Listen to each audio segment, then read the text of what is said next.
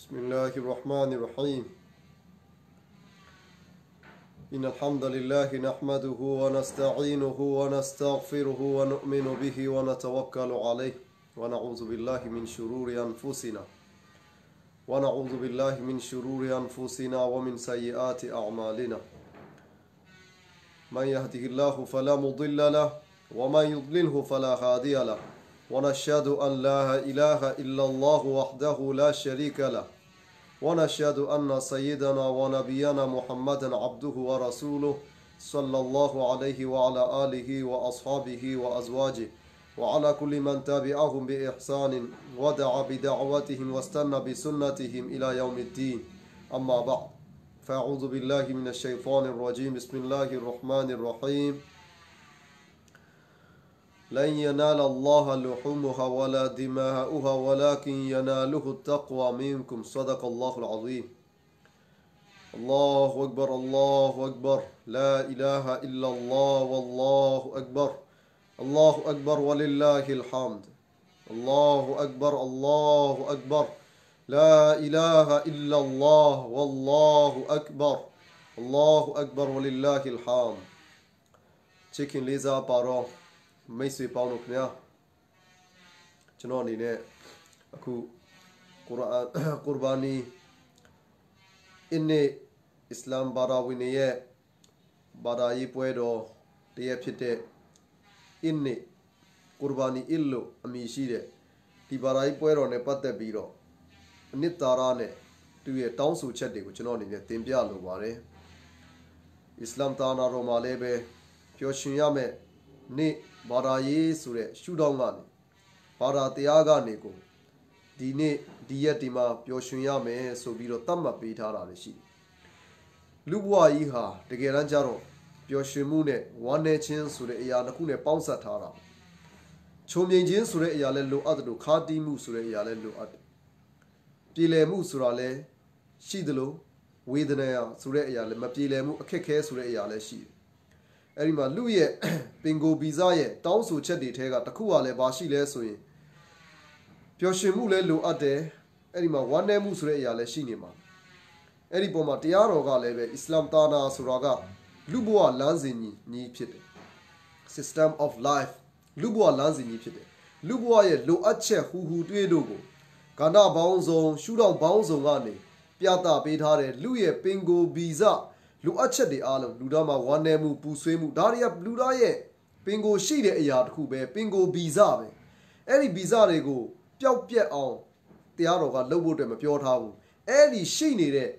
ပင်ကိုဗီဇအရေးချင်းတွေ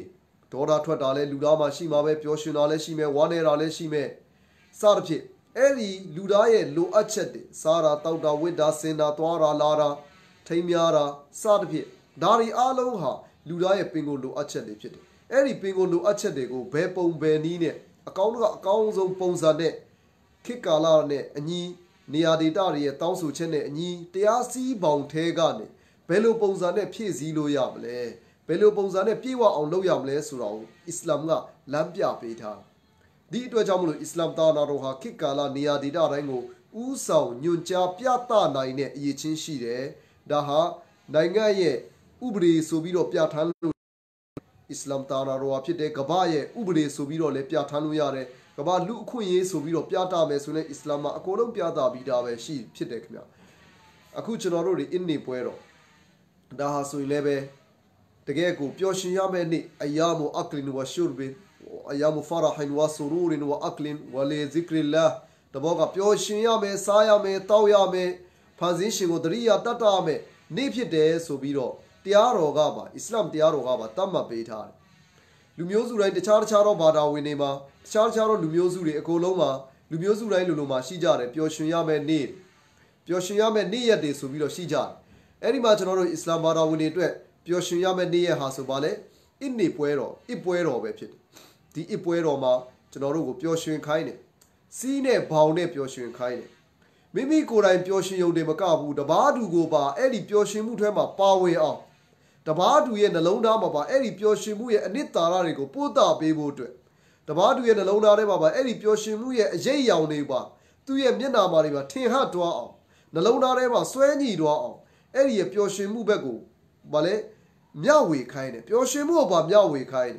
်ဒါကြောင့်မို့လို့အင်းနေမှာပြုံးရွယ်ခြင်းဆိုတဲ့အရာလေးကွာဒါဟာကုသိုလ်ရတဲ့အလုပ်တို့တယောက်နဲ့တယောက်တွေ့ဆုံကြတယ်ပြုံးရွှင်တဲ့မျက်နှာလေးနဲ့တွေ့ဆုံညတွားရောက်ပြီးတော့ကျွန်တော်တို့တွေတယောက်နဲ့တယောက်တွေ့ဆုံမှုတွေပြုကြတယ်အဲ့ဒီမှာအစားအသောက်ဆိုတဲ့အရာကဒါအဓိကအရာတစ်ခုမဟုတ်ဘူးအဓိကတယောက်နဲ့တယောက်ခင်မင်မှုတွေအဲ့ဒီမှာတွားပြီးတော့ဗာလဲရင်းနှီးမှုလေးတွေပျော်ရွှင်မှုတွေကိုပြသတယ်စားဖြစ်ဒါတွေကကုသိုလ်ရတဲ့အလုပ်တစ်လုပ်ဖြစ်တယ်အဲ့ဒီမှာအခုကိုရ်ဘာနီအစ်လို့ခေါ်တယ်ဒါကိုရ်ဘာနီဆိုတဲ့စလုံးကတော့ဒါကအူရဒူဘာသာစကားလို့ပေါ့ဗျာကျွန်တော်တို့ပြောဆိုတဲ့နေရာမှာပြောဆိုကြတယ်တကယ်တော့အဲ့ဒီစကားလုံးရဲ့ဓမ္မစစ်အဓိပ္ပာယ်ကတော့ဒါကအာရဘီဘာသာစကားကနေလာတဲ့ဗာလဲမွေးစားစလုံးဖြစ်တယ်ဥရူဘာသာစကားရဲ့မွေးစားစလုံးဓမ္မစစ်ကအာရဘီဘာသာစကားကာရိုဘတဘောကနီးကတ်တာကိုခေါ်တာကိုရ်ဘာနီတဘောကအလာနဲ့နီးကတ်မှုကိုပြုပေးမဲ့အရာဘောနော်အာရဘီဘာသာစကားရဲ့ရှုထောင့်ကနေဘာသာပြမယ်ဆိုရင်တော့အဲ့ဒီမှာကိုရ်ဘာနီဆိုပြီးကျွန်တော်တို့တော့ဒီအတန်ထွက်နဲ့ပြောတယ်ဥရဒူလိုဥရဒူဘာသာစကားရှုထောင့်ကနေကြည့်မယ်ဆိုကိုရ်ဘာနီဆိုတာကစဒေးတာအနစ်နာခန္ဓာပေးဆက်တာမျှဝေတာကိုပြောပြအနစ်နာခန္ဓာပေးဆက်တာကိုဘာလို့ခေါ်လဲကိုရ်ဘာနီလို့ခေါ်တယ်ကိုရ်ဘာန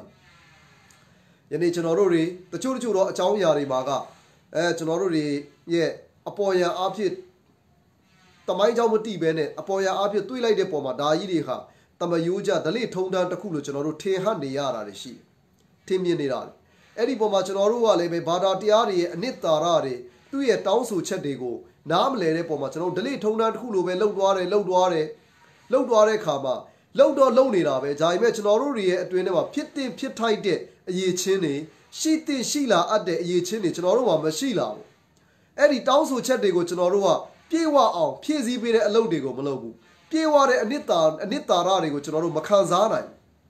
းယနေ့အစ္စလာမ်ကအခုလိုရက်ကြီးရက်မြတ်တွေတကယ်ပျော်ရွှင်မဲ့ကောင်းတဲ့အစ်ပွဲတော်တွေနဲ့ကြုံဆုံခွင့်ပေးတဲ့နေရာမှာလည်းပဲကျွန်တော်တို့တွေကိုသင်ခန်းစာတွေပေးနေတယ်ခင်ဗျသင်ခန်းစာတွေပေးနေအဲ့ဒီသင်ခန်းစာတွေကိုလည်းပဲကျွန်တော်တို့တွေဗာလဲရယူရမှာဖြစ်တယ်အဲ့ဒီသင်ခန်းစာတွေကိုကျွန်တော်တို့ကလစ်လျူရှုလိုက်မယ်ရုပ်ဝတ္ထုရခုနကဒီသားကောင်တွေကိုဒီမှာတော့လဲလီးလိုက်တယ်တတ်လိုက်တယ်စားတစ်ဖြစ်တကယ်ကိုတန့်ရှင်းစင်ကြယ်အောင်နူးညံ့သိမ်မွေ့စွာနဲ့တတ်လိုက်တယ်အဲ့ဒီမှာအကောင်းကအကောင်းဆုံးပုံစံနဲ့တပ်ဖြတ်ပြီးတော့ကျွန်တော်စားတောက်ကြတယ်မျှဝေကြတယ်ဒါလည်းမှန်ပါတယ်ဒီအလုပ်လည်းလုပ်ရမှာဟုတ်တယ်လို့မိမိကိုယ်တိုင်လည်းစားတောက်မယ်တခြားသူတွေကိုလည်းမျှဝေမယ်ဒါလည်းပဲကိုရ်ဘာနီရဲ့အနစ်သာရထဲမှာပါဝင်တာမှန်တယ်တောင်းဆိုချက်ထဲမှာပါဝင်တာမှန်တယ်မိမိလည်းစားတောက်မယ်မိမိအိမ်ကြီးချင်းတွေလူမျိုးတူတာဖြစ်စေမဖြစ်နေဘလို့ပဲဖြစ်လူမျိုးတူတီဖြစ်စေမတူတီဖြစ်စေဘာသာတူတီဖြစ်စေမတူတီဖြစ်စေလိုအပ်နေတဲ့လူတွေကိုကျွေးမွေးဖို့အတွက်လဲတရားတော်ကပြောဆိုထားတာမှန်တယ်ဝအတ်အိမူအလ်ဘာအစ်အလ်ဖကီရ်ကုရ်အာန်ကျမ်းမှာဖာကူလူမင်ဟာမိမိကိုယ်တိုင်လည်းစားသုံးကြအဲ့ဒီသားကောင်တွေကနေပြီးပြီလားဆိုရင်ဗာလဲဝအတ်အိမူပြီးတော့ကျွေးမွေးကြရတယ်တိုက်တွန်းလုံးစော်ထားတယ်ခင်ဗျအလ်ဘာအစ်အလ်ဖကီရ်တကယ်ကိုအခက်အကျက်တဲတွေနဲ့ရင်ဆိုင်နေရတယ်အန်ဒီယာတွေနဲ့ရင်ဆိုင်နေရတယ်ဘေးကျနာကျက်တွေဖြစ်နေတယ်လိုအပ်နေတဲ့လူတွေကိုလည်းကျွေးတယ်နောက်တနေရာမှာလည်းလာတဲ့ဖာကူလူမင်ဟာဝအတ်အိမူလ်ကာနီအဝလ်မုအ်တာတကယ်ကိုတောင်းတော့မတောင်းဘူးသူ့အနေနဲ့လိုအပ်ချက်တော့ရှိနေတယ်အဲ့လိုလူမျိုးတွေကိုလည်းသွားကျွေးတောင်းတယ်ပေးကတောင်းဆိုတဲ့လူတွေသွားပေးစားဖြစ်အစ္စလာမ်ကတိုက်တွန်းလုံးဆော်ထားတယ်ခင်ဗျမိမိကိုယ်တိုင်လည်းစားသုံးဆိုတာကိုပြောလို့တပားတူကိုလည်းပေးကမှုအတွက်ပြောထားတယ်အဲ့ဒီထဲမှာအစ္စလာမ်ဘာသာဝင်ဖြစ်တာမဖြစ်တာလူမျိုးတူတာမတူတာဆိုတဲ့ခွဲခြားမှုကန့်တတ်မှုမရှိဘူးဒါကိုလည်းပဲကျွန်တော်တို့တွေနားလည်ဖို့အရေးကြီးတယ်အခုလိုမျိုးအချိန်ကာလမှာအခက်အခဲအကျက်တဲနဲ့လူတိုင်းကြုံတွေ့နေရတယ်အဲ့ဒီလိုအခုလိုကိုရိုနာဗိုင်းရပ်စ်ဆိုတဲ့ဟုတ်တယ်မလားဒီယောဂကာလကြီးမှာဆက်လက်ပြီးတော့လေကာလကြီးကတိုးလိုက်ပြီအဲ့လိုအချိန်မှာလည်းပဲကျွန်တော်တို့တွေအနေနဲ့မလုပ်ရမလဲဒီစာနာမှုရဲ့ကိုရ်ဘာနီဆိုတဲ့အနစ်နာခံစဒေးမှုတွေပေးဆက်မှုဆိုတဲ့ပုံရိပ်တွေကိုကျွန်တော်တို့ပြသအောင်ဒါလည်းပဲတရားတော်ကတောင်းဆိုထားတယ်ခင်ဗျဒါလည်းတောင်းဆိုထားတယ်မပြုတ်မနေရပုံစံတော့မဟုတ်ဘူးဒါဟာတိုက်တွန်းလုံးဆော်မှုတော့လုပ်ထားတယ်ခင်ဗျလုပ်မယ်ဆိုအရာပဲကောင်းတဲ့အရာဖြစ်တယ်အချိန်ကာလကလည်းပဲလိုအပ်နေအဲ့ဒီမှာဒါတော့ဖြစ်ရုပ်ပိုင်းဆိုင်ရာအရတောင်းဆိုချက်လေးတွေပေါ့နာပိုင်းဆိုင်ရာအရကျွန်တော်တို့တွေရဲ့အစ္စလာမ်ရဲ့အမိန့်ပညာချက်တိုင်းမှာလူသားရဲ့ခန္ဓာကိုယ်ရဲ့ဖွဲ့စည်းမှုရဲ့ရုပ်ရနာရဆိုတဲ့လူသားခန္ဓာကိုယ်ဖွဲ့စည်းထားတယ်အဲ့ဒီရှုထောင့်နှစ်ခုလုံးရဲ့တန့်ရှင်းစင်ကြယ်မှုဖွံ့ဖြိုးတိုးတက်မှုနှစ်ခုလုံးရဲ့အကျိုးတွေကိုတည်ဆောင်လာတယ်အစ္စလာမ်ရဲ့အမိန့်တိုင်းကရုပ်ရကောနာရကောဘယ်အမိန့်ပညာချက်ကိုပဲကြည့်လိုက် တရားတော်ကဘာပြထားလဲရုပ်ရကောနာရကောတဘောကခန္ဓာကိုယ်ရလဲကောင်းမွန်မှုခန္ဓာကိုယ်ရလဲတကယ်ကိုအကျိုးရှိသွားရမယ်ကိုကျင့်သီလအရအရေးချင်းနေအရာကလည်းတိုးတက်နေရမယ်တဖြည်းဖြည်းနဲ့ကောင်းမွန်နေရမယ်ဝိညာဉ်ပိုင်းဆိုင်ရာအင်အားတွေစိတ်ဓာတ်ပိုင်းဆိုင်ရာဖြူစင်မှုတွေဒါတွေကလည်းပဲတိုးတက်ကောင်းမွန်လာရမယ်ရှုထောင့်နှစ်ခုလုံးရရှိတယ်ခင်ဗျအစ္စလာမ်မှာယနေ့နမတ်9ချိန်ဆိုတဲ့နေ့စဉ်နဲ့အမျှကျွန်တော်တို့အစ္စလာမ်ဘာသာဝင်တိုင်းရွယ်ရောက်ပြီးသားအတိညာရှိတဲ့အစ္စလာမ်ဘာသာဝင်တွေပေါ်မှာတာဝန်ရှိတဲ့အမျိုးသမီးတွေပေါ်မှာကောအမျိုးသားတွေပေါ်မှာကောနေ့စဉ်နဲ့အမျှပါလဲနမတ်9ချိန်တာဝန်ရှိတယ်အဲ့ဒီတာဝန်တွေကိုထမ်းဆောင်တဲ့အခါမှာလည်းပဲရုပ်ပိုင်းဆိုင်ရာတန့်ပြန့်ခြင်းဆိုတဲ့နေ့စဉ်ဝူစုရည်တွေလုပ်ရမျက်နှာတရတယ်ခြေထောက်လက်ဆေးကြောရတယ်စသဖြင့်ဒါတွေဟာဆိုရင်လည်းပဲတနေ့9ချိန်ကြီးဆေးကြောတယ်ဆိုရင်ဒီမှာတွားပြီးတော့ဘာယောဂပိုးဘာညဉ့်ညမ်းမှုတွေရှိအောင်ပါလဲခန္ဓာကိုယ်ရုပ်ရတဘောအဲ့ဒီမှာဥချမှုတွေပြုလုပ်တယ်ထိုင်တယ်ထတယ်ကုန်းတယ်စသဖြင့်ဒါတွေအားလုံးကလည်းပဲကျမ်းမာရေးရကြည့်မယ်ဆိုတာ exercise တဘော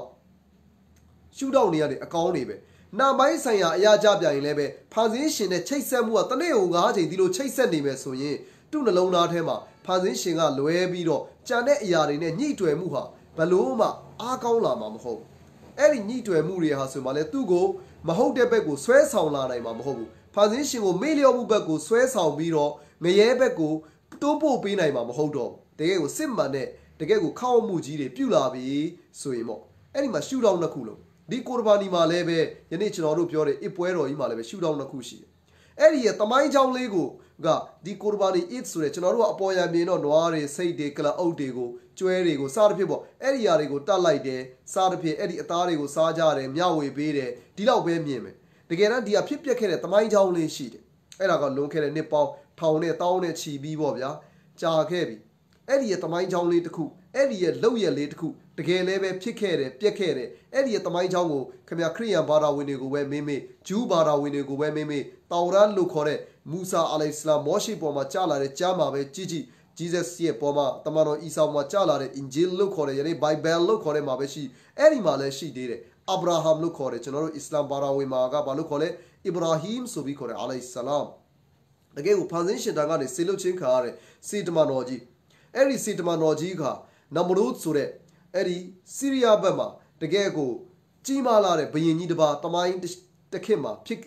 ်ပေါ်ပေါက်ခဲ့တယ်အဲ့ဒီလူဟာတကယ်ကိုဖန်ဆင်းရှင်တပါးတီတည်ရှိတယ်ဆိုတဲ့အကြောင်းကိုတော်လှန်ခဲ့တယ်သူဟာဖန်ဆင်းရှင်ကိုမကိုးကွယ်ဘဲနဲ့ဖန်ဆင်းခံတွေကိုကိုးကွယ်မှုတွေတူလုပ်ခဲ့တယ်ဖန်ဆင်းခံတွေကိုဖန်ဆင်းရှင်နေရာမှာထားတယ်အဲ့ဒီမှာခေတ်ကာလရဲ့အခြေအနေတွေဘလောက်ပျက်စီးလာမလဲပျက်စီးလာလေပျက်စီးမှုကြီးထွားလာလေဖန်ဆင်းရှင်ရဲ့ဂုဏတော်ကြီးဟာတစ်ဖက်ကနေမှဘာဖြစ်လာလဲဆိုအဲ့ဒီပျက်စီးမှုတွေကိုထိမ့်သိမ်းဖို့အတွက်စေလွတ်တဲ့စေတမန်တော်တွေအများအားဖြစ်ရှိခဲ့တယ်ခင်ဗျကဘာတီတွေ့ဒီဂွင်းဆက်ဟာရှိနေအောင်ပါပဲစေတမန်တော်တွေရဲ့ဂွင်းဆက်ကတော့ဖြစ်နောက်ဆုံးတမန်တော်ဂျုတ်ဖြစ်တဲ့မုဟမ္မဒ်လို့အမည်ရှိတဲ့ကျွန်တော်တို့တွေအစ္စလာမ်ဘာသာဝင်တွေယုံကြည်လက်ခံထားတဲ့မုဟမ္မဒ်လို့အမည်ရှိတဲ့အဲ့ဒီကိုတော်မြတ်မှာဂိတ်ဆုံးသွားပြီမုဟမ္မဒ်ဆလ္လာလာဟ်အလိုင်ဝါဆလမ်ဂိတ်ဆုံးသွားပြီအဲ့ဒီရဲ့နောက်မှာအဲ့ဒီမုဟမ္မဒ်ဆလ္လာလာဟ်ကိုတော်မြတ်မုဟမ္မဒ်ယူဆောင်လာတဲ့တရားချမ်းဂန်တွေကိုတကယ်ကိုပြည့်ပြည့်ဝဝဒင်းပြည့်ကြက်ပြည့်အကောင့်ထဲပေါ်ပြမယ်ပို့ချပေးမယ်ကဘာကိုအလင်းပြမယ်ပုံကိုယ်တွေကကဘာတီတရွေ့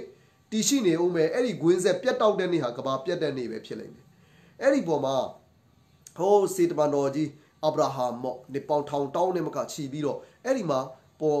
်သူ့အနေနဲ့ဖွာတန့်စင်လာတယ်အဲ့ဒီချိန်ကာလမှာလည်းပဲကြိုတင်ပြီးအတိတ်နမိတ်တွေကဘာတွေဖြစ်လာလဲဆိုတော့တကယ်ကိုအမှန်တရားကိုပြတမယ်သူ့ရဲ့ထီးနှံအရိုက်ရာတွေကိုပါတုံလှုပ်သွားစေမယ်ပုံကိုတယောက်ပေါ်လာမယ်ဆိုတော့အဲ့မှာကလေးတွေမမွေးဖို့အတွက်အတောက်ဆုံးမိပါတဲ့လင်များတွေမပေါင်းတင်အတူတူမနေဖို့အတွက်ဆိုပြီးတော့အမျိုးမျိုးဘရင်ဘက်ကနေမာရှယ်လောတွေထုတ်တာပေါ့အသားမြင့်မှုတွေထုတ်တယ်အဲ့လိုထုတ်ရင်ထုတ်အဲ့ကြားထဲကနေမှအဇာအစ္စရာဟင်မိခင်နဲ့ဖခင်နဲ့အတူနေဖြစ်သွားတယ်အဲ့ကနေသားသမီးမွေးလာတယ်အဲ့ဒီသားသမီးလေးအဲ့ဒီသားလေးကိုလည်းဘာတွားလို့လဲပုံရှုကွယ်ရှင်နဲ့တူမိခင်ကလိုက်ကူတနေရာမှာထားတယ်အဲ့ဒီသားလေးကတကယ်ကိုအဖွယ်ကောင်းတဲ့ပုံစံမျိုးနဲ့ဥမာဖြစ်3လသား10ရက်သားလောက်ဟာလေးက3လလောက်အရွယ်ဖြစ်တယ်3လသားလေးကတစ်နှစ်လောက်ဖြစ်သွားတယ်အဲ့လိုကြီးထွားနှုန်းကအမခန်းနိုင်စွာနဲ့တဘာဝနဲ့စန့်ကျင်တဲ့ကြီးထွားနှုန်းကြီးတွေဖြစ်လာတယ်ဖြစ်လာရုံတွေမကဘူးသူနောက်ဆုံးဖန်ဆင်းရှင်ကိုရှားတယ်နေကိုကြည့်တယ်ဒါတော်တော်ကြီးမားတယ်ဒါဖန်ဆင်းရှင်ဖြစ်လိမ့်မယ်ဒါပေမဲ့နေကဝင်သွားတယ်ညရောက်တဲ့ခါဖန်ဆင်းရှင်မဖြစ်နိုင်ဘူးဖန်ဆင်းရှင်မှအဲ့လိုမပြောက်ကွယ်သွားနိုင်ဘူးလောက်ကိုကြည့်တယ်ကျန်တဲ့ခတ်တာယာတွေကိုကြည့်တယ်ဒါဖန်ဆင်းရှင်ဖြစ်နိုင်တယ်ဒါလည်းမဖြစ်နိုင်ဘူးနေရောက်တော့ပြောက်ကွယ်သွားတယ်တဘောကဖန်ဆင်းရှင်ဆိုတဲ့အရာအမြဲတမ်းရှင်တန်နေလိမ့်မယ်အမြဲတမ်းဒါဟာတည်ရှိတယ်ပျောက်ကွယ်တယ်ဆိုတာမရှိရဘူးဖန်ဆင်းပျောက်ကွယ်တယ် ထိခိုက်နာကျင်မှုတွေဖြစ်တဲ့အိုခြင်းနာခြင်းစသဖြင့်ဒါတွေရှိရဆိုဖန်ဆင်းရှင်နမိတ်လက္ခဏာမဟုတ်ဘူးဒါဖန်ဆင်းခံတဲ့နမိတ်လက္ခဏာပဲဆိုပြီးတော့ဖန်ဆင်းရှင်ကလည်းသူ့အဲ့ဒီအသည့်တွေထည့်ပေးပြရတယ်နောက်ဆုံးမှာပါပြတယ်အိုဖန်ဆင်းရှင်အရှင်မြတ်မှလမ်းမပြောင်းဆိုကျွန်တော်မျိုးလမ်းတိစရာအကြောင်းအမှန်တရားတိစရာအကြောင်းမရှိတော့ပါဘူးဆိုပြီးတော့ဖန်ဆင်းရှင်ကအမှလမ်းပြပေးလိုက်တယ်အမှန်တရားကိုတည်ရှိလာတယ်သူ့ရဲ့ဖခင်ကိုလည်းဖိတ်ခေါ်တယ်သူ့ဖခင်ကအဲ့ဒီချိန်ကာလမှာဘုရားဝတ်ပြုဆောင်ရဲ့ဗာလဲတာဝန်ခံဖြစ်တယ်အဲ့ဒီရဲ့ဘုရားတကာပေါ့အဲ့ဒီရဲ့သူတို့တွေကိုးကွယ်ကြတဲ့ဖန်ဆင်းခံတွေကိုကိုးကွယ်တဲ့သူတို့ရဲ့ရုပ်တုစင်းတုတွေကိုးကွယ်ကြတယ်အဲ့ဒီမှာရုပ်တုစင်းတုလည်းကိုယ်တိုင်ထုလုပ်တယ်ရောင်းချတယ်အဲ့ဒီမှာအစ္စလာမ်အလိုင်စလမ်ကပြောတယ်အိုဖခင်အသင်ရဲ့ဒီတွားနေတဲ့ကိုးကွယ်မှုလမ်းကြောင်းကြီးကမာရွတ်နေတဲ့အသင်ကိုးကွယ်နေတဲ့အရာတွေအသင်ကိုအကောင်းဆုံးဘာမှပေးနိုင်မှာမဟုတ်ဘူးဆိုတော့နောက်ဆုံးသူ့ဖခင်ကပြောမင်းရက်တန်းကရမလားမရိုက်ငါဘာလုပ်ရမလဲမင်းကရိုက်မိတော့မယ်စသဖြင့်အန်ဒီရပြုမိတော့မယ်နောက်ဆုံးဘယင်ကလည်းပဲသူ့ကိုခေါ်တယ်ပြောပါဦးမင်းကဘလို့တွေလောက်တာအဲ့ဒါအစ္စလာမ်ကအဲ့ဒီမှာလူငယ်လူရဲ့ယူကောလို့ဟိုနာကဖတ်တန်ယူကောလဟူအစ္စလာမ်တဘောကလူငယ်လူရွယ်လေးပဲရှိသေးတယ်အစ္စလာမ်အလိုင်စလမ်စတင်ပြီးဖန်ဆင်းရှင်ဘက်ကိုဗာလဲဖိတ်ခေါ်တဲ့အရွယ်ကလူငယ်လူရဲ့ဖတ်တန်ဆိုတာအာရဘီမှာတကယ်ကိုစိတ်ဓာတ်အရာလဲတကယ်ကိုတက်ကြွပြီးတော့ရွှင်လန်းနေတဲ့အချိန်ခန္ဓာကိုယ်ရလဲတကယ်ကိုအားကောင်းမောက်တလုံးဝကိုအားတွေလဲဖွင့်ဖြိုးနေတဲ့အချိန်လိုမျိုးဗာလဲဖတ်တန်လို့ခေါ်တယ်လူငယ်လူရွယ်လေးတွေတဘောအဖြစ်ဒါလည်းယနေ့ခေတ်လူငယ်လူရွယ်တွေကိုလည်းဒီတင်ကားစာတရက်ပေးလိုက်တာပဲတကယ်ကိုမှန်ကန်တဲ့လူငယ်လူရွယ်ဟာဒီလိုဖြစ်ရမယ်ဆိုပြီးတော့ဖန်ဆင်းရှင်တပါးတီရှိတယ်ဆိုတဲ့အကြောင်းသူပြတာလူတဲ့ခါမှာသူတို့တွေရဲ့အဲ့ဒီလိုပေါ့ဒလိထုံတန်းရလုပ်တဲ့ဖျားပွဲပေါ့ဗျာပွဲရှိတယ်အဲ့ဒီပွဲကိုခေါ်တယ်မသွားဘူးကျွန်တော်တိတ်ပြီးတော့စိတ်ထဲမှာတမျိုးကြီးဖြစ်နေတယ်စကီမ်ဆိုတဲ့စလုံးကများတော့ပြကျွန်တော်တို့ကနေမကောင်းဘူးဆိုပဲပြောကြတယ်တကယ်တော့အမှတကယ်ကိုအာရီဘာတော်နိုင်ချစ်ချွတ်လေ့လာထားတဲ့ပညာရှင်ကြီးမော်လာအဘူလ်ဟာဆန်အလီနဒီရာဟ်မတ်တူလာအလိုင်ကကုရ်အာန်ကျမ်းတော်မြတ်မှာပါတဲ့စကီမ်ဆိုတဲ့စလုံးကနေမကောင်းတာတခုတည်းကိုပဲပြောတာမဟုတ်ဘူးကျွန်တော်ဘဝေမကြောက်ဘူးဖြစ်နေတယ်တဘောကကျွန်တော်စိတ်ကတိတ်အာတီတမရှိဘူးဖြစ်နေတယ်ကျွန်တော်စိတ်ကတိတ်လက်မခံနိုင်ဘူးပေါ့အဲ့လိုပုံစံမျိုးကိုပြောတာကိုလည်းသုံးလုံးတယ်ကျွန်တော်စိတ်ထဲမှာတိတ်မနစ်တက်ဘူးမနစ်လိုဘူးစသဖြင့်ဒီလိုမျိုးနေရာမှာလည်းသုံးလုံးတာရှိပါတယ်တဲ့အဲ့ဒီပုံမှာအစ္စလာမ်အလိုင်စလမ်ကစကီမ်ဆိုတာမာဖြစ်ပြန်တဲ့နေမကောင်းဘူးနေမကောင်းမဲ့နဲ့နေကောင်းပါတယ်ဆိုပြီးတော့လိမ့်လေပြန်လို့ဖြစ်တယ်အဲ့ဒီမှာနဗီတွေဘယ်တော့မှမလိမ့်ဘူးခင်ဗျာစေတမန်တော်တွေအဲ့ဒီရဲ့အတိတ်ပဲကပါလဲကျွန်တော်တိတ်ထဲမှာစိတ်တိတ်နေမထိထိုင်မတာဖြစ်နေတယ်သူရဲ့စိတ်ပိုင်းဆိုင်ရာအရာလေအဲ့ဒီအောင်ဆိုလို့တော့တဘောအကိုလုံးကတွားပြီးတော့သူတို့အပြင်မှာမြို့မှာပွဲရှိတယ်ပေါ့ဘယင်ကလုံးအဲ့လိုမျိုးပွဲတွေတွားလိုက်တယ်အဲ့ဒီမှာသူတို့ရဲ့ရုပ်ထုစင်းထုတွေအားလုံးကိုရိုက်ချိုးလိုက်တယ်ရိုက်ချိုးပြီးတော့အဲ့ဒီအကြီးဆုံးရုပ်ထုထဲမှာလက်ပစိန်တော်ကိုထည့်ပေးထားလိုက်ပြန်လာတော့လူတွေပြန်လာဟာဒီဟာတွေအကုန်လုံးရိုက်ချိုးထားတယ်ဒါဘလို့ဖြစ်တာလဲဟာအစ္စလာမ်ဆိုတဲ့လူငယ်ရှိတယ်ယူကောလလဟူအစ္စလာမ်သူ့အစ္စလာမ်လို့ခေါ်တယ်ခေါ်လိုက်ဟေအဲ့ဒီလူငယ်လေးဖတ်တန်ဆိုပြီးလာတကယ်ကိုလူငယ်လူရွယ်လေးခေါ်လိုက်တယ်လူတွေရှိမှမေးတယ်ဟာမင်းဒီဟာတွေကိုလှုပ်လာမင်းမကောင်းနေပြောခဲ့တယ်ငါတို့ကိုးကွယ်ရရင်နဲ့ပတ်သက်ပြီးတော့ကောင်းကျိုးဆိုးကျိုးမပေးနိုင်မင်းပဲဖြစ်လိမ့်မယ်ဆိုတော့ဘာပြောလဲဆိုတော့သူတို့ထဲကအကြီးဆုံးကိုကြည့်လိုက်တယ်အမှပစိန်သွားလဲရှိနေတယ်မင်းတို့ကိုးကွယ်တယ်ကောင်းကျိုးဆိုးကျိုးပေးနိုင်တယ်ဆိုသူတို့ကိုမေးလိုက်ပေါ့သူ့အနေနဲ့မင်းတို့ဖြေပေးမှာပေါ့ဆိုအကုန်လုံးခေါင်းငိုက်စိတ်ကြသွားပြီးတော့အဆက်တကွဲအကျိုးနဲ့ဖြစ်သွားတယ်အဲ့ဒီမှာလမ်းမှာရှိနေတဲ့လူမာယွမှုမှာရှိနေတဲ့လူတွေကနှုတ်ပိတ်သွားတယ်ဘေးကျနံချက်ဖြစ်ရင်ဘာလုပ်လဲအန်ဒီရယ်ပြုတ်တယ်သူ့ကိုဟေးအများဆုံးမင်းတို့ရဲ့မတော်တော့ဘာသာတရားတွေပျောက်ကွယ်တော့မယ်တိမ်ငေါတော့မယ်အများဆုံးလောက်ကြဟေးဆိုပြီးတော့ဒီခေတ်ကာလတိုင်းမှာဒီအတန်တွေကရှိနေခဲ့တာပဲဟိုဘာလဲတိမ်ငေါတော့မယ်ပျောက်ကွယ်တော့မယ်ကာကွယ်ကြမင်းတို့ကိုဘာသာတာနာကိုထိမ့်ကြဘာညာဆိုပြီးပြောရင်တစ်ဖက်ကိုဘာလုပ်လဲသူ့ကိုအန်ဒီရယ်ပြုတ်ရမယ်သူ့ကိုလုံးဝကိုကြီးမားတဲ့ပုံမှန်တွေတက်ပြီးတော့နိုင်ငံကနေနင်ထုတ်မယ်မြို့ပြင်တော့မဟုတ်ဘူးဆိုရင်မင်းတို့ကိုကြီးမားတဲ့အပြစ်ဒဏ်ပေးမယ်ဆိုရင်ဘယင်ကိုယ်တိုင်ကပါဝင်တယ်လုံးဝမီးပုံကြီးအကြီးပုံချလိုက်တယ်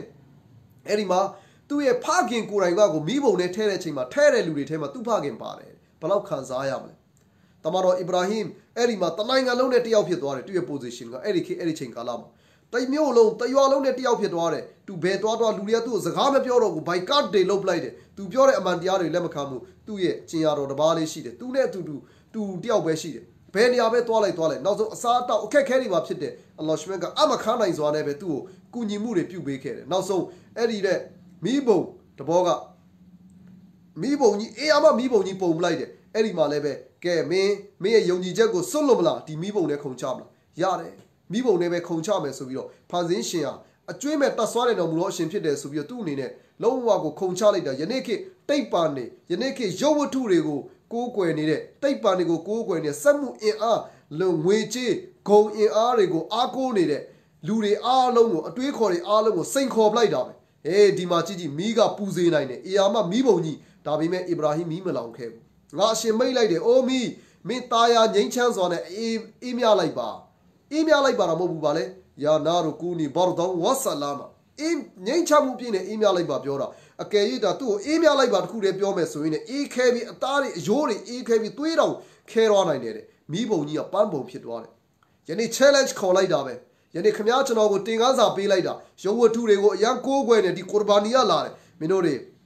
giờ Ibrahim chỉ lại Pelonia mà về xin niệm gì, bảo vệ chỉ cứu lâu là tôi sáng chế mu mà về xin niệm gì, ấy dùng chỉ mu có làm lúc khéo mu, ấy dùng chỉ mu bảo mà này yết đi cái đấy, ngã rồi dùng chỉ mu à đi đại mẹ phiệt đấy, ngã rồi phá sinh đó bari có về cứu quên mẹ, ấy xin mẹ cái Allah xin mẹ phiệt đấy, sát chào là cứu lâu mà ấy xin mẹ phá sinh đó, ấy xin mẹ cái mimi mà bắt cha này yari cứu quên mu, lâu mà làm khăn nào mu, ngã rồi xin Allah phiệt đấy số biro, ấy lo yết đi xem mu này yết đi vô tuệ tiếng anh giải pay lại đấy kia,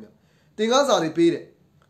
Phải khó mua để tiêu vô tuệ là tiếng Anh giải bê đấy. Đi đây mà để mimi tí xí để bỏ mà mimi ya yết đi chơi ha ba lẽ rồi trong bảo vệ chính của biểu biểu đấy. Mấy sắp bê đấy. Ấy đi lâu đấy. Bây giờ rồi aku lo dấu vô tuệ in ở đây. Bắt lâu bé quên ya làm gì. Anh đi đây bắt lâu bé phiền làm gì. Nào sau mimi ya sáng chế mà mimi ya phá game phiền cái đấy. Ấy mà tu bolu khán giả ya mà.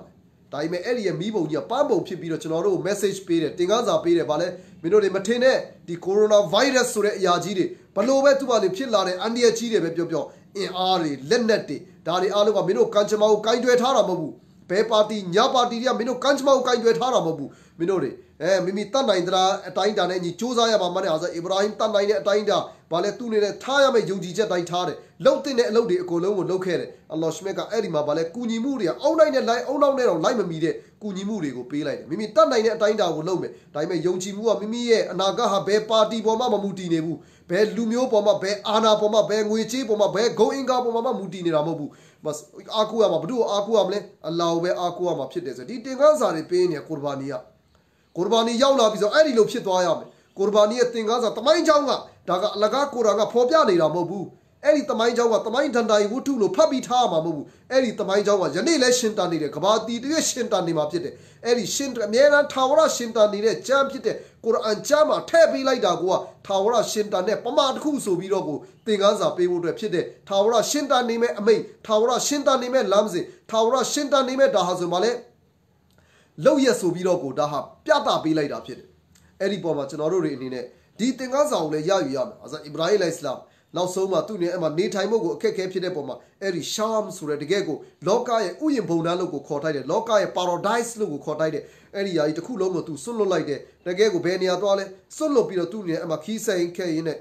အီဂျစ်နိုင်ငံရောက်တယ်မက်ဆိုကိုရောက်တယ်အီဂျစ်နိုင်ငံရောက်တယ်အဲ့ဒီမှာလည်းပဲအီဂျစ်ဘုရင်ကမေအဘရာဟိမရဲ့ခြေရာတော်ကိုကောက်စားလို့တယ်အဲ့ဒီမှာဒါပေမဲ့အလဘက်ကနေကုညီမှုတွေလာတယ်သူ့ဘက်ကနေမကောင်းစီရင်တိုင်းတကယ့်ကိုတဘာဝနဲ့ဆန့်ကျင်တဲ့တားမြစ်မှုမျိုးတွေကြုံရတော့သူကြောက်ရွံ့ပြီးပါလောက်လိုက်လေဒါအတူချုံပြောပြလိုက်တာအဲ့ကနေမှသူဂျုံမပါဟာဂျရာဆိုတဲ့ဂျုံမပါသူ့အနေနဲ့ထည့်ပေးလိုက်တယ်ဂျုံမပါအီဂျစ်ပြည်နယ်သူပေါ့နော်ထည့်ပေးလိုက်တယ်ထည့်ပေးလိုက်တော့အဲ့ဒီမှာအဲ့ဒီဟာဂျရာနဲ့ပထမဦးဆုံးတားတော်စတင်ဖွားမြင်တယ်ဟာအစ္စမာအီလ်အလိုင်စလမ်ဆိုပြီးဖွားမြင်တယ်အဲ့ဒီမှာပထမရှိတဲ့ကျင်ရတော်နဲ့ကတားသမီးမဖွားမြင်သေးဘူးအဲ့ဒီမှာဒုတိယကျင်ရတော်နဲ့ကတာရမီဖွားမြင်အဲ့ဒီမှာအစ္စလာမ်နဲ့ခစ်ပြိုင်မဲ့လူဒ်အလိုင်စလမ်လောတာနဗီယနေ့ Dead Sea ပင်လယ်တီလို့ပြောတယ်အဲ့ဒီမှာရွာကြီးအရင်ဖြစ်ခဲ့တာအဲ့ဒီရွာမှာလိန်တူဆက်ဆံမှုယနေ့လူအခွင့်အရေးလို့ကြေညာထားတဲ့လိန်တူဆက်ဆံမှုကြီးတစ်ခုကကြီးကြီးကျယ်ကျယ်ကိုဖြစ်တာအဲ့ဒီမှာခစ်ပြိုင်အစ္စလာမ်ရဲ့သူတော်မောင်တော်ရင်တော်လိုက်မယ်လောတာနဗီအဲ့ဒီချိန်ကာလမှာနေရာဒေတာလိုက်ပြီးတော့ဖန်ဆင်းရှင်ကလူမျိုးစုလိုက်နေရာဒေတာလိုက်ဘာတွေလုပ်လဲမိမိဘက်ကိုဖိတ်ခေါ်ပေးမယ်လမ်းမှန်တရားပြတိုင်မဲ့ပုံကိုယ်တွေဆေလွတ်တာတွေရှိတယ်အဲ့ဒီမှာအစ္စလာမ်အလိုင်စတင်စီကိုကောင်းကင်တမန်တွေကလာတယ်ကောင်းကင်တမန်တွေကလူဖြစ်နေလာတော့အဲ့ဒီမှာဗာလဲတီခင်းအဲ့ခံကျွေးမွေးတယ်အဲ့တယ်တွေကိုအဲ့ဝတ်ပြုတယ်ဆိုတာအဲ့ဒီခေတ်ကာလကလေးရှိခဲ့တာကောင်းမွန်တဲ့လူတွေရဲ့လောက်ရက်ကောင်းတစ်ခုဖြစ်တယ်အဲ့ဝတ်ကြည့်အဲ့ဝတ်ချေပြမှုဆိုတာအဲ့မှာနဖောက်လေးတကောင်နော်တတ်လိုက်တယ်လုံးဝကြော်ချက်ပြီးတော့အဲ့လူတွေကမထိကြအောင်ဘာမှမစားကြသူ့နဲ့အော်အော်တာပေါ့အဲ့ဝတ်ပြုတာဘာများဖြစ်လို့လဲဆိုတော့နောက်မှပြငါတို့ဟာအခုလောတာနဗီအဲ့ဒီ Dead Sea ကိုတွားပြီးအဲ့လို Dead Sea လိုမျိုးပဲမြေလံပြီးတော့အပြစ်ဒဏ်ပေးဖို့တဲ့ငါတို့လာနေတာဖြစ်တယ်ဆိုတော့အဲ့ဒီမှာလောတာနဗီလူကောင်းလဲငါတို့တည်ဆုံးပဲတဲ့ငါတို့ဖန်ဆင်းရှင်အတည်ဆုံးပဲတဲ့အဲ့လိုပြောတော့အဲ့ဒီချိန်မှာသူ့ရဲ့အမျိုးသမီးကဘယ်နေရာမှာနေလဲသိလားကလကားရဲ့နောက်ွယ်မှာရှိအဲ့ဒါကိုရံကဘလို့ဖော်ပြလဲဆိုတော့အဲ့ဒီမှာသူ့ကိုကောင်းကင်တမန်တွေကပြောတော့ခမ ्या ကိုဖန်ဆင်းရှင်ကတာသမီးယေဒနာချီးမြှင့်လိုက်မယ်ဆိုတော့ကျွန်တော်မှာဗျာကျွန်တော်လဲအိုမင်းရင်းရော်နေပြီအမျိုးသမီးကလည်းဟိုဘောနော်တာသမီးဖွားမြင်ဖို့အတွက်အခက်ခဲဖြစ်တဲ့အမျိုးအစားဖြစ်နေအဲ့တော့ဘယ်လိုလုပ်ရမှာလဲဆိုဘတ် နေ့အရှင်မြတ်အတွက်ဟာဒါတွေကဘာမှကိုမပြောပါလောက်တဲ့အရာပြောစရာကိုမလိုတဲ့အရာတွေဖြစ်တယ်စသဖြင့်ပေါ့သူနဲ့အခြေအနေမှန်ကိုပြောပြတယ်မျောလင့်ချက်မဲ့လို့မဟုတ်ဘူးဘယ်စေတမန်တော်ကမှမျောလင့်ချက်မမဲ့ခဲ့ဘယ် prophet ကမှမျောလင့်ချက်မဲ့ခဲ့တယ်ဆိုတာမရှိဘူးဖန်ဆင်းရှင်ထိုင်ကဖန်ဆင်းရှင်အကျွမ်းမဲ့တဆွမ်းနေတော်မူလို့ရှင်ဖြစ်တယ်အဲ့ဒီမှာအဲ့လိုပြောပြတော့သူ့အမျိုးသမီးတော်ရီမောမိသွားတယ်ဩငါလ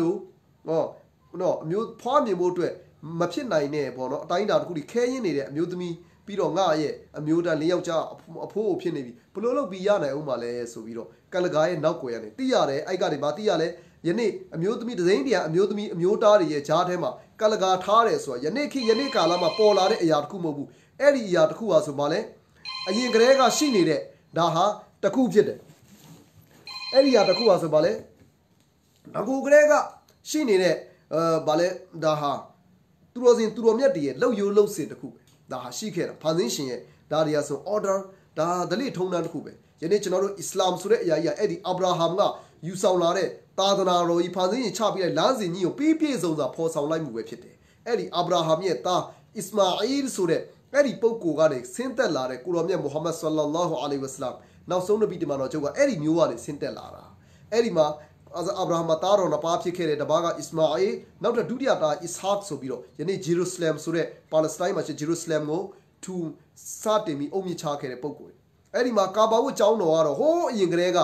ကဘာရဲ့ပထမဦးဆုံးတော့ဖန်ဆင်းရှင်ကိုဝတ်ပြုဆောင်ပြပါစို့အဲ့ဒီကာဘာဝတ်ကျောင်းတော်ပြောအင်နာအဝလာဘိုင်ဒင်ဝဒူအလင်နတ်လလဒီဘီဘက္ကာမက္ကာမှာစတင်ပြီးတော့အဲ့ဒီမှာအဇာအီဘရာဟင်ကတားတော်လေးရလာတော့အလ္လာဟ်ဘက်ကနေစံတမှုလာတယ်အလ္လာဟ်ကဘသူ့ကိုဘယ်လောက်ထိချစ်လဲအဲ့လောက်ထိအလ္လာဟ်ရဲ့စံတမှုလာတယ်ယနေ့ခမည်းကျွန်တော်တခါတလေထင်ရတယ်အခက်ခဲတွေအရန်ကြုံတယ်အခက်ခဲပေါ်အခက်ခဲဆင့်တော့တယ်စံတမှုတွေပေါင်းစုံခန္ဓာကိုယ်ကျမ်းမာရေးရစိတ်ပိုင်းဆိုင်ရာရတာသမီမိသားစုတွေမိဘတိုင်ဝိုင်းတွေစသဖြင့်နိုင်ငံရေးစီးပွားရေးလူမှုရေးစသဖြင့်အခက်ခဲပေါင်းစုံကြုံတွေ့နေရတယ်ခမည်းမထင်လိုက်နဲ့တခါတလေမှာခမည်းကအပေါ်ယံစူးလို့ထင်နေတဲ့အရာကဖန်ဆင်းရှင်ကခမည်းကိုဗာလဲချစ်လုံးလို့နှစ်သက်လုံးလို့အဆင့်တန်းနေပေးခြင်းလုံးလို့လည်းဖြစ်နိုင်တယ်ဖန်ဆင်းရှင်ဘသူ့ကိုဘယ်လောက်ထိချစ်လဲအဲ့လောက်ထိ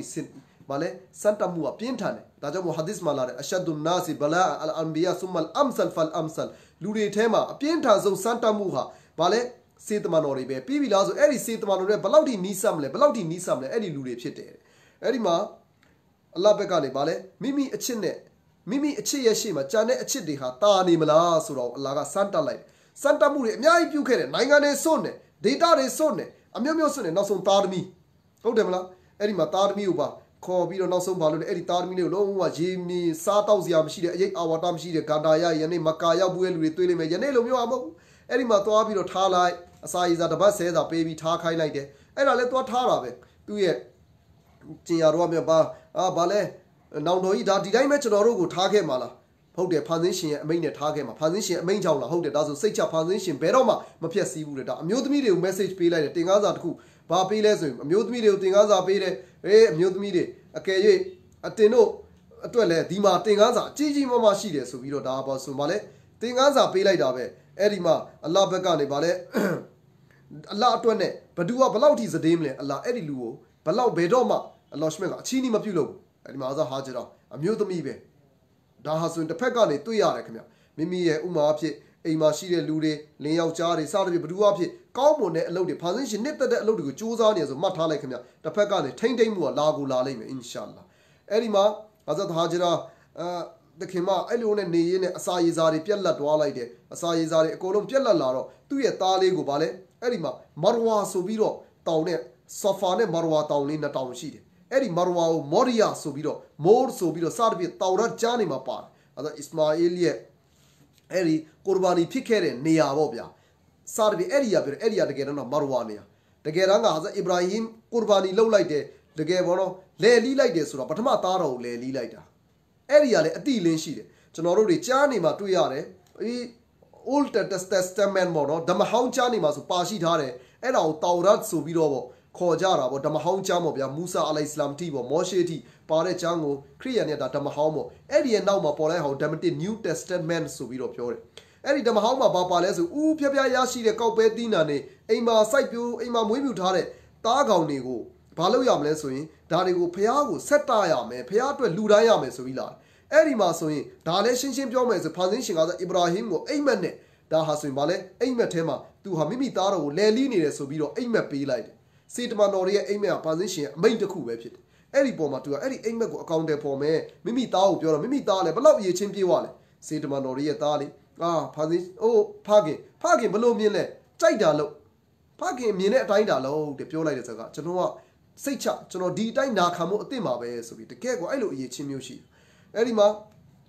မိခင်လေးကမိမိနိုးစို့ကလေးလေးအစာပြက်လက်နေပြီသူ့နဲ့ဟိုမှာဆာဖာမရဝါတောင်းကိုပြေးနေပြီနေရပူပူကြက်ကြီးခင်ဗျစဉ်းစားကြည့်ပြေးနေတဲ့ဆာဖာတောင်းပေါ်ပြေးတဲ့ကလေးလေးကကြည့်တဲ့ငိုယိုနေတယ်အစာရည်စားမရှိတော့တောင်းပေါ်ပြေးလိုက်ဒီပြေးလိုက်ဟိုပြေးလိုက်ခုနှစ်ချိန်ဟိုပြေးဒီပြေးဘလောက်ဂယုနာလာဖာစင်းရှင်ရဲ့ဂယုနာအဲ့မှာမနေနိုင်ဘူးလုံးဝကိုဗာလဲတစ်ချက်တည်းကိုရောက်ရှိလာတယ်ဗလားဆိုဂျိဘရာဟီအလိုင်စလာမ်ကမိမိရဲ့အတောင်နဲ့ဖာစင်းရှင်ရဲ့အမိန်နဲ့ဗာလဲကလေးရဲ့ခြေရင်းမှာအတောင်ရိုက်ခတ်လိုက်တယ်ရေပါမိထွက်လာယနေ့အဲ့ဒီဇမ်ဇန်ရေကဘာကလူတွေတန်းနဲ့ချီတောက်တုံးတယ်လုံးဝယူဆောင်သွားတယ်ယနေ့အဲ့ဒီဇမ်ဇန်ရေစက္ကန့်မိနစ်ပဲကြာတယ်သူ့ရဲ့ဗာလဲရေတစ်ချက်စောက်ယူလိုက်ပြီးဆိုရင်တမိနစ်တနာရီမှာလီတာပေါင်းဘလောက်ဆိုပြီးတွက်ချက်ထားတာတွေရှိတယ်အဲ့ဒီမှာ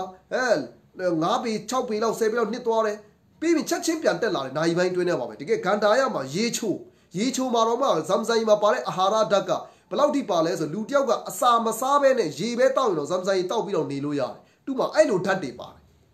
အဲ့လိုဓာတ်တွေပါဝင်ထားတယ်ခင်ဗျအဲ့ဒီမှာတကယ်ကိုရေစမ်းချောင်းလေးစီးတွေတော့ထွက်တန်လေးကြတော့အဲ့ဒီမှာသွားကြည့်လိုက်တော့ဘယ်ဟုတ်မလဲအဲ့မှာရေပြုံပေါက်မှာရေထွက်နေပြီဆိုတော့အုံလေးလှုပ်လိုက်တယ်အုံလေးလှုပ်ပြီးတော့အဲ့ဒီမှာသူ့အနေနဲ့ဇမ်လို့ပြောလဲဇမ်ဆိုတဲ့အတိတ်ပဲရပ်ပါပေါ့အဲ့ဒီမှာရေအိုင်လေးဖြစ်သွားပြီးတော့ကုံတယ်တွေကဖြစ်လာလို့တော့ဟာငှက်တွေတွေ့တယ်ဒီမှာတခုရေရှိတယ်နေမှာဆိုတော့လာကြည့်တော့လဲဘာတွေတွေ့လဲရေအိုင်လေးရေလေးတွေ့ရတယ်ဆိုတော့မာဇတ်အစ္စမာယီမိခင်ရေဒီတိုင်းမပြေးတော့ခင်ဗျားတို့အစာပေးချင်မှဒီကရေပေးမယ်ဆိုအလဲလှုပ်ရင်းနဲ့အဲ့ကနေမှဘာဖြစ်လာလဲ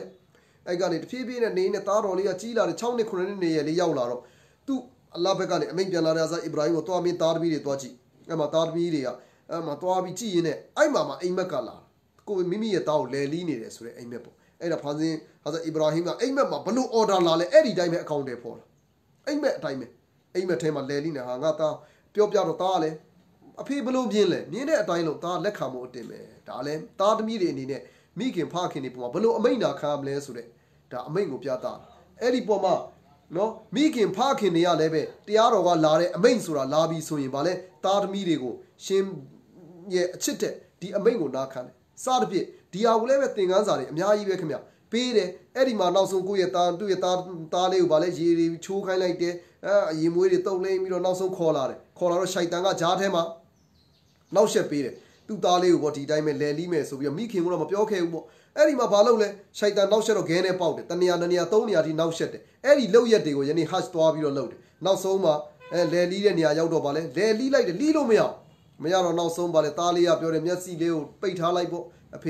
ေမြင်လျက်နဲ့လီးလို့မရတာနေမှာဆိုပြီးတော့နောက်ဆုံးမျက်စိမိတ်ပြီးလီးလိုက်တဲ့ခါမှာဒါကပျော့ပြီးတော့ကြာလုံးဝကိုဘာဖြစ်သွားလဲလီးလိုက်တာပဲဒါပေမဲ့အလ္လာဟ်ဘက်ကနေလုံးဝအဲ့ဒီရဲ့ပုံရိပ်ကိုကြည့်ပြီးတော့ယာအီဘရာဟီမ်ကဒ်ဆဒဒ်တာရူယာအိုအီဘရာဟီမ်အိမ်မက်ကိုတကယ်အကောင့်တွေပေါ်ပေးလိုက်ပြီးရောဆိုပြီးတော့အလ္လာဟ်ရှမြတ်ကဗာလဲအစ္စလာမ်ကလူကိုလဲလီးခိုင်းတဲ့တာနာမရှိဘူးဟုတ်တယ်မလားဒီလူကိုစစ်ပြင်းမြေပြင်မှာတော့မှကလေးငယ်တွေကိုမိမိရန်သူဘက်ကကလေးငယ်တွေရံမမှုတွေ့ကာလပတ်လုံးစစ်မှာတော့မှဗာလေကလေးငယ်တွေကိုထိခိုက်နေတာအောင်လုပ်ပိုင်ခွင့်မရှိဘူးအမျိုးသမီးတွေကိုထိခိုက်နေတာအောင်လုပ်ပိုင်ခွင့်မရှိဘူးဘလို့လုပ်ပြီးတော့ဒီမှာလာပြီးတော့လုပ်ခိုင်းပါလေဒါဟာအလ္လာဟ်ဘက်ကနေစမ်းတတ်မှုတည်းပဲဒီစမ်းတတ်မှုမှာအောင်မြင်သွားတယ်ခင်ဗျချက်ချင်းဗာလေဂျန်နတ်ဒုက္ခဘုံကနေလာတယ်တိုးတကောင်ကသူမျက်စိလဲဖွင့်ကြည့်တယ်သူ့သားနဗီနာမှာရက်နေတယ်တိုးကိုလဲလီးပြီးသားဖြစ်နေတယ်အဲ့ဒီရဲ့လောက်ရက်ကြီးတစ်ခုကိုဖန်ဆင်းရှင်ကအလွန်အမတန်မှပဲနစ်တက်ပြီးတော့ဒီလောက်ရက်ကိုလောက်ကြဒီမှာသားကောင်တွေကိုစိတ်တော်၎င်းတိုးတော်၎င်းနွားတော်၎င်းကျွဲတော်၎င်းကလအုပ်တော်၎င်းအဲ့ဒီလိုစားပိုင်တဲ့အသားတွေကိုဗာလဲလဲလီးပြီးတော့ဖန်ဆင်းရှင်ရဲ့ဒီအမိတ်နာခံမှုဆိုတဲ့ပုံရိပ်ကြီးကိုမင်းနှလုံးတွင်းကြဒီယာကိုမင်းတို့ဒါကိုဗာလဲပေတဲ့အထိတိုင်အောင်မင်းတို့မှတ်ထားကြဒီလောက်ရက်ကိုငါအရှင်ရသူ့ရဲ့ဒီအမိတ်နာခံမှုကိုအရက်နှစ်သက်တာငါထောင်ကိုအသွေးလဲမရောက်ဘူးအသားလဲမရောက်ဘူးရစ်ပူစော်တာမဟုတ်ဘူးဆိုပြီးတော့ဒီမှာပြောလိုက်လိုင်ယနာလောဟ်လူဟူမူဟာဝလာဒီမာအလ္လာဟ်ထံကိုအဲ့ဒီကူရ်ဘာနီရဲ့ဒီနွားတွေရဲ့စိတ်တွေရဲ့တိုးတွေရဲ့ကလအုပ်တွေရဲ့အသွေးတွေအသားတွေရောက်တာမဟုတ်ဘူးတဲ့ဝလာကင်ယနာလူတကွာမင်ကွမ်အတင်းတွေနှလုံးသားတွေကနေထွက်ရှိလာတဲ့တကွာတရားပဲလာတာအလ္လာဟ်ကိုတကယ်ကြောက်တယ်ဆိုတဲ့အရာပဲဒါကြောင့်မို့လို့ကူရ်ဘာနီမှာစုပေါင်းဆက်ပေါင်းလုပ်တဲ့မိတ်ဆွေတွေမှာရှိမယ်အဲ့ဒီမှာစုပေါင်းဆက်ပေါင်းလုပ်တာကောင်းတဲ့ချစ်ခင်မှုဒါပေမဲ့တခါတလေမှာဘာဖြစ်တတ်လဲအဲ့ဒီမှာကျွန်တော်ကတော့အသားနည်းနည်းအသားများရခြင်းလို့တွေအမဲသားရခြင်းလို့တွေအဲ့ဒီလိုအသားရခြင်းနဲ့ဆိုတဲ့ရည်ရွယ်ချက်ပါသွားရင်ကြံတဲ့လူတွေရဲ့ကူရ်ဘာနီပါလဲကုသိုလ်မဲ့သွားတယ်ဗျပျောက်သွားတယ်ဒါကြောင့်မို့လို့အသားလိုခြင်းလို့အတွက်လောက်တာမဟုတ်ဘူးကျွန်တော်တို့ကဗာလဲအလာနှစ်သက်ဖို့တဲ့ဒီအမိတ်နာခံခြင်းဆိုတဲ့သင်္ကန်းစာကြီးကိုအသစ်ပြန်လဲအသက်တွင်းတာ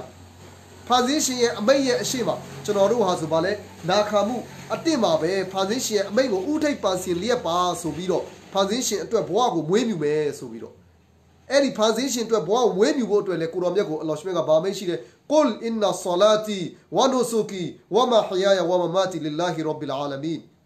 Uchina be a thing in a Piopia lady, Vaya Namasti, Vaya Kurbani Akulo, Tago Nego, Leli Biro, La Mango, Naka position, Manigo, Naka Jare, Loya Deha, Bibi Gaya, Tejing, Gaya, Shinjini, Aloha, Boakulova, a lot of Bepide, so we don't. The thing Azari will pay kind of.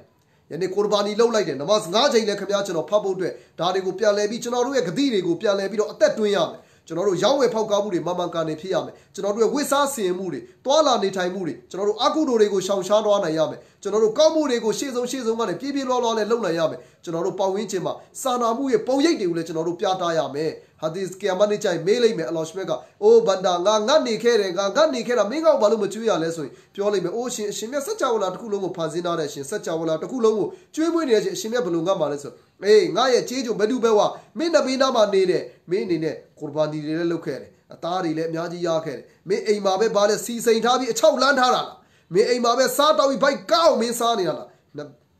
Nabinama Nandi, Mashisha, Sata would a keke pinny, Bada Tura Matura Mabu, Islama Lugo Dulo Mimota Motare, Luga Lube Kamia, a colon Lupu Lumele Maquachabu, a colon Dandube, Wishida, Wimishida, Dari Anawa. Adiga Mtara, Adiga, Lugo, Lubimo Tingaza, Adiga paid hard. Edima, Mene, Sana Zane, Main Toabidota, Eddie Machine, Chumui Lime, so yene.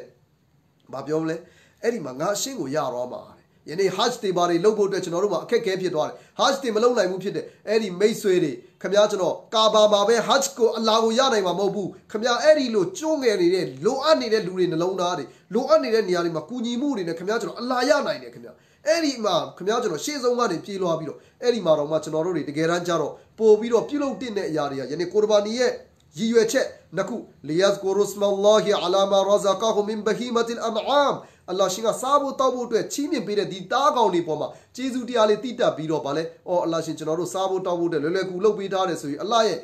Mina Mario, the Ria Tatabu to it, so we are DUHL, Padalo, Kurbania UHedema. Now UH Kua, Mimi Fakulu Minha, Ato Emulba is al Fakir, Mimi Kurainesa, Mashi Sieta, Tauyane Lurigo, Mataune Lurigo, Luade Miawi, Lumara Maquechane, Edimari, a Colom Miawi kind of Dina Chepare, Kurbani UHedema. Joe by Sayaya, now by Sayaya, Kuna Bale, a Twiri, Atari, a Lata Yauda Mubu, Menige, Pew Semu, a Pine, a La Nitabu to a Sobiro, a La Mango, Nakan Chinsure, the Poye Poma, Ibrahim, Luda Lashmebale in Nija, Ilualinasi, Imama, Ludaria, Gonzo, yet Loya Jitaku, the Gago, Gonzo, leader, Dia Loya, Kamiachano, Loyara. Gabadu Gubata, Aloye, Gonzo, Dia Loya, Kamiachano, Loniara, Eddie Gonzo, Nia, Balu Gonzo Pitale, Dilo Maina Kami Gonzo Pita, Minore, Gonzo, Gabalu Darego, Usau Yame, Lumiozu Pine, Gonzo Gonzo, Madlo Pida, Minole, Eddie Loya, Loya, Teko, Twinja, Tingaza, Pian Shinta, Loja Sobio. Kuranga Town Pitara, Eddie Tawingo, Eddie Tinganzari, which no Shinta Loyam and the Loda Teani, position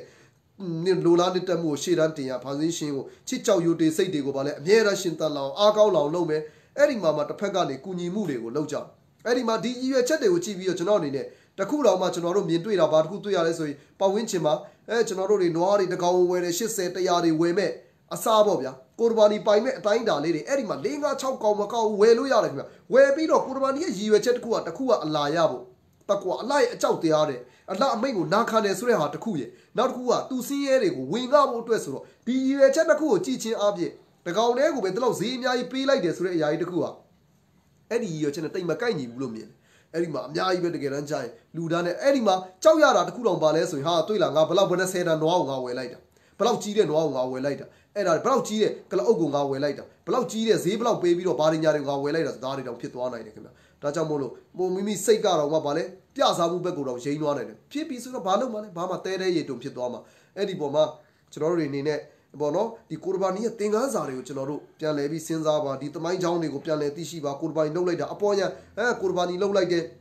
No, I would lay like the Sare, Tau de P like the Eradim Hobu, Eriadi, the low down to do Chinoru Balomle. Allah Nitabo to a Sobiro. Eddie Malebe Kurbai Nema Suya Piotare, Luzulu, Tanai Sham Shame, to a senior Sikane, which already line ame, the Bob Yara. Bibi Lazo, Ipi and Nauni Malebe Chinorori, Masuri, Tuajar and Lajar, Klingeri, အဲ့ဒီຢာတွေကိုလည်းထိမ့်သိမ်းမှာကျွန်တော်တို့တွေအစိုးရအနေနဲ့တော့တက်ဆိုင်ရာတာဝန်ခံနေနဲ့တားမြစ်ထားတဲ့အရာတွေအဲ့ဒီຢာတွေလူစုလူဝေးတို့တခြားနေရာတို့အဲ့ဒီနေရာတွေမှာလည်းပဲစီးပေါင်မဲ့စွာတွာလာတာတွေတားမြစ်ထားတဲ့နေရာတွေမတွားဖို့တွေကိုမိသားစုကိုကျွန်တော်တို့တွေဗာလဲဒီပြောဆိုတာထိမ့်သိမ်းနိုင်တယ်လောက်ကြပါကျွန်တော်တို့တွေရဲ့ဒီလောက်ရဟာဒါဟာကျွန်တော်တို့အစ္စလာမ်ရဲ့ပြရုံနေတွေဖြစ်နေတယ်အဲ့ဒီမှာကျွန်တော်တို့အကောင်း